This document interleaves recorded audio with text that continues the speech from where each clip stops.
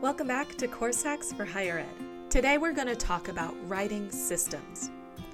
Writing systems are not the same as improving your actual writing. It's about improving your writing practice, using some of those skills we've talked about with studying and providing structure on how you want to tackle these big writing projects for your courses. How do you begin to tackle those bit by bit rather than the typical method of one big binge? At its best, writing can help you synthesize all the different things that you've learned, reinforce your learning. At its worst, it can be a nightmare exercise in staying up all night and not really understanding what the assignment was about to begin with. You may have 2, 3, 4 papers due at the end of the semester. The worst feeling is when you get a paper back and you know you could have done better if you had more time.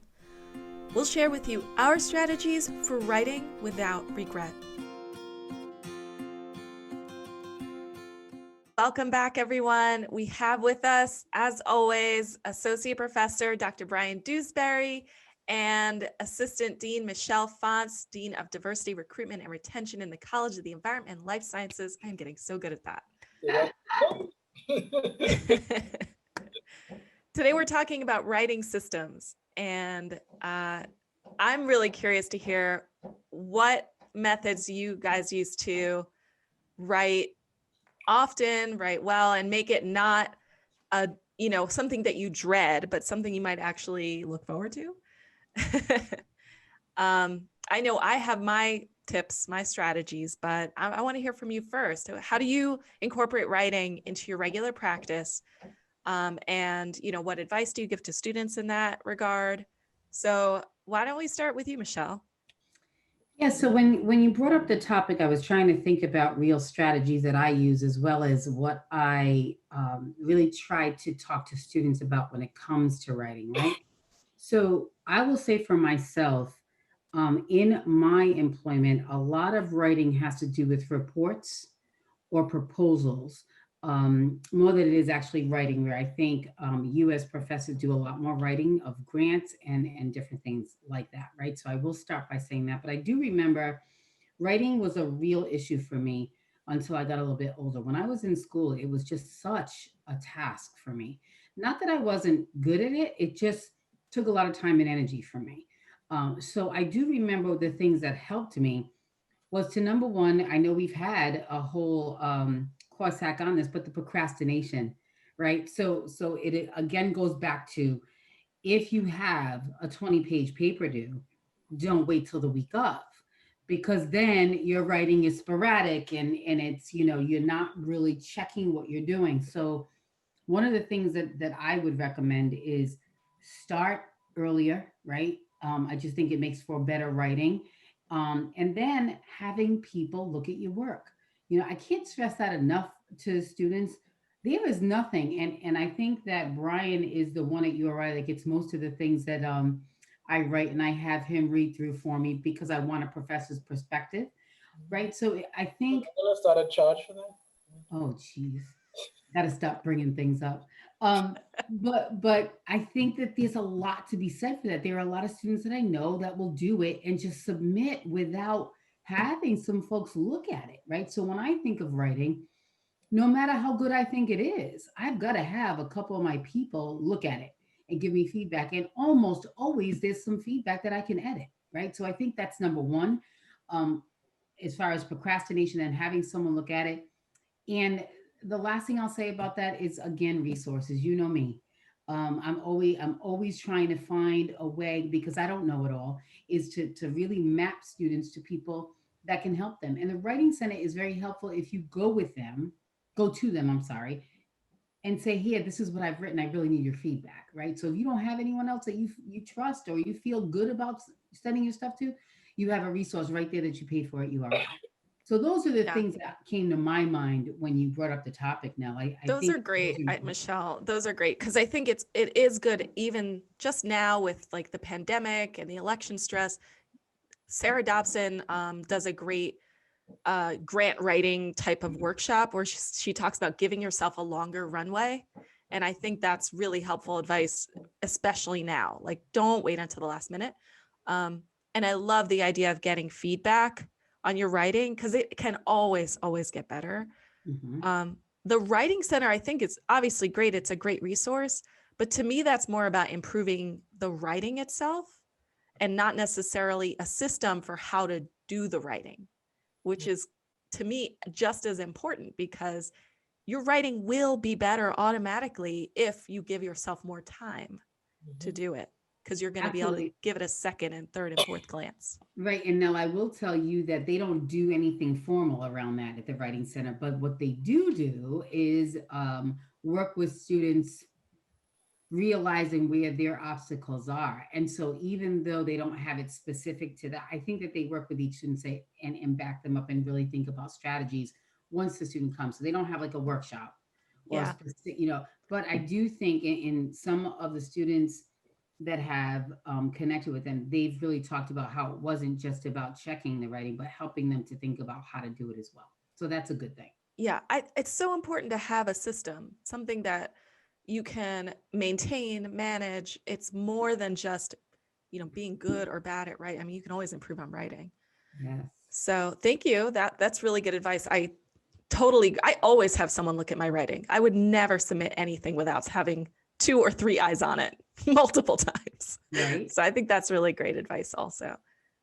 Brian, what's your take on this? Yeah, I mean, it's a great topic because partly because you and I know, I mean, that comprises a pretty big percentage of our professional activity between papers and grants and everything in between. So we kind of have to be good at it, or at least decent enough at it to do our jobs well. I have 3 things I would suggest, but before I make those suggestions, I think it's important to maybe reflect a little bit on why writing is important, because I don't want any listeners to walk away from this and just kind of view it as a task, as a thing you have to do in class, professors ask you to do it.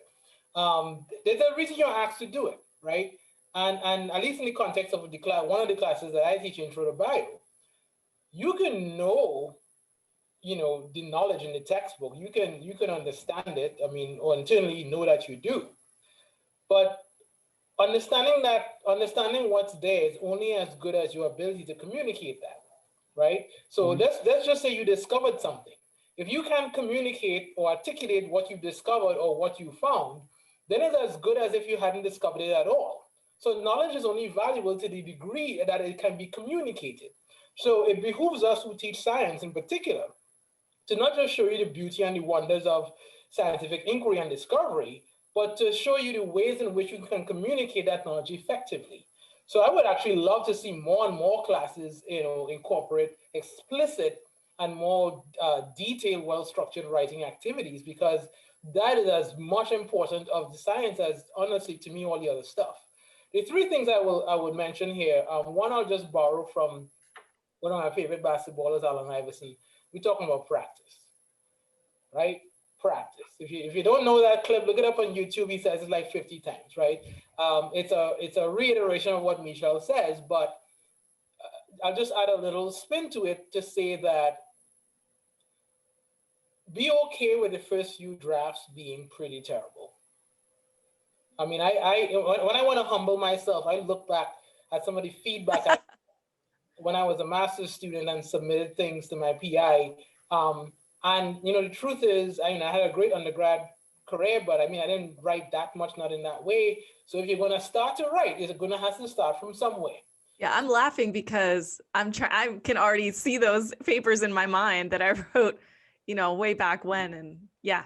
One of the beautiful things about sticking to it, taking that feedback gracefully and working with that person is you do see it getting better over time.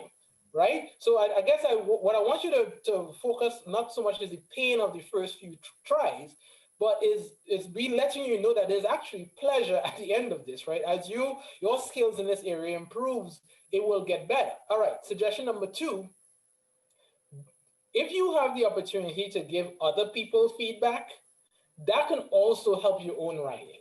When you write, you tend to have a little bit of a lens of you are trying to communicate an idea. And sometimes it's very difficult to put yourself in the mindset of somebody who needs to interpret that in a way that you would like it interpreted. And you are able to play that role better in your own writing when you give someone else feedback. So there's a whole company coming out of Michigan State who I love. I use them in my class called Eli Review. And their slogan is better writing through feedback. And the whole system is set up to teach students how to give good feedback, right? And in giving good feedback, you can then reflect on your own writing. Number three, it sounds simple, but I actually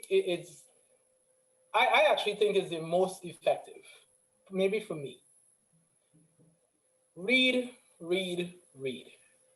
I know you're college students. I know you have a lot of readings that you have to do for class, but I really hope that all of you develop the culture and the habit and the desire to read for pleasure, to read to understand, to read to be aware and be critically conscious of the world around you, whether it's in school, out of school, politics, your community. The more you read and the more you see how other people articulate realities that perhaps you haven't been exposed to, you will see how those articulations come to influence the way in which you express yourself, all right? I read a lot in my discipline. I do a lot of science education. I write about race and education. So I read like hell, whether it's news, whether it's books, I listen to podcasts, and how people express a thought. There's a lot that goes into it, right? So I can hear the same thought expressed by 3 different people, and it was person 3 is like, oh, okay, I get it now. So kind of being able to expose yourself to nuanced ways of expression, I guess I would call it, can really, really help your writing. So I'll stop with those 3 now. Yeah, I completely agree. I think all of those are great to incorporate in improving your writing. I would say that I was a lot like Michelle described in undergrad. I dreaded writing, the idea of writing a 15 or 20 page paper was just, oh, like that's so many pages. And I would put it off, just fearing it. Right? I mean, and then spend all night or several nights writing it. And then you turn it in and there's all this kind of regret because you could have done better. Right. And that it's awful to get that grade back and realize I definitely could have done better if I had just, done it earlier and gotten the feedback and, done these other things like reading more and things like that. So to me, it's really important that we reframe the conversation around writing away from how good the writing is, because it will get better over time the more you do it. I think we need to shift the conversation towards how to have good writing habits, how to scaffold your writing into all of the things that you do as a student and have it be routine, have it be part of your practice of being a college student. Right. And there's so many different ways to do that. There's ways to structure your writing. Some people just say write every day. To me, that just doesn't work. I got a lot going on. I can't just write every day. Some days I just cannot fit it in. Email every day now. What? Just send me an email every day. Hi, Brian. This is my writing for today. But as I'm writing like my Christmas cards, got my writing done. Yeah, I think that works for some people, but for me, I have like perfectionist tendencies, and if I miss a day, then I'm just like, oh, I missed it. Ugh. So I don't write every day, but I have other things that help. I have an accountability group, and we talked about that, which you can incorporate peer review into. I have a system where I write 2 or 3 times a week. I have that time scheduled in to my calendar. Writing time. I don't necessarily know which project I'm going to do that day, but I know it's my writing time. Mm-hmm. And then I structure my writing time with different techniques depending on how I feel. So there's techniques called like Pomodoros, where you can write for 25 minutes, then take a 5-minute break. Sometimes if I'm feeling really stymied, like I cannot start writing things on this page, I'll do a little bit of a snowball where I'm like, I'm just going to write for 1 minute, or I'm just going to write for 15 minutes. It lowers the pressure around writing. So it's like, well, I'm just doing it for a couple minutes. And then you kind of get over the hump and you decide after that, do I want to continue? And 9 times out of 10, I do. And then I write for longer. So I think there's a little bit of psychology here in getting past that dread. And I promise you, I didn't believe it at first, but I promise you that if you do these things, you will start to look forward to writing, and then it will feel good, and then you won't avoid it. And it's kind of like a mind-boggling thing to not dread writing, because for me, it was such a struggle. And even though I wasn't bad at writing, but it Right. was like, I would finish a project, end of the semester, finish or writing like a paper, and then be wrecked, and you feel terrible. And then to not get a good grade, it's like, ugh, what's the whole point of this? So I think we need to shift the conversation away from how will your writing itself, be better. Those are all great tips. Like, you should be empathetic for your readers, all of that. But I think it doesn't help if students are still going to wait until the night before. Like, they can't do all of those things the night before. And now I think what you're saying applies to so many things, right? When I think about our course hacks and I think about the things I work with students on, a lot of what we talk about have some of the same concepts around them, right? It's about planning for, it's about using your resources, it's about don't wait till the night before. So I think a lot of our course hacks kind of have a theme to them, to be honest with you. Calendaring things, finding that energy during different parts of the day to do those things that are so task oriented and are heavy, to slowly but surely build. And so, that's what I'm really reflecting on right now, because I think a lot that we've talked about, how many have we done now? I think this is number 8, maybe. Number 9, yeah. Was it 9 already? And I think the anniversary party again. oh, goodness.